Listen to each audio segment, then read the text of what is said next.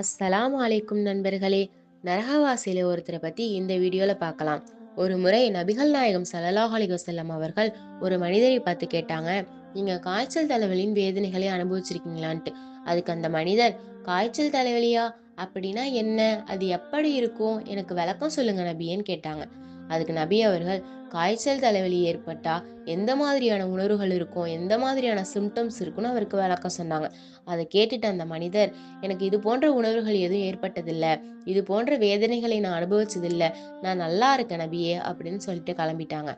அதன் பிறகு அங்க இருந்த மக்கள்ட்ட நபி சொன்னாங்க, நரகவாசியில ஒருத்தரை பார்க்கணும்னா இந்த மனிதரை பார்த்துக்கோங்க. ஏன்னா சின்ன தலைவலி காய்ச்சல கூட அல்லாஹ் அவருக்கு கொடுக்கலைன்னா, அல்லாஹ் அவருடைய பாவங்களை மன்னிக்க நினைக்கல. யாருடைய பாவங்களை அல்லாஹ் மன்னிக்க நினைக்கிறானோ அவர்களைத்தான் அல்லாஹ் அதிக அதிகமாக சோதிக்கிறான்னு சொன்னாங்க.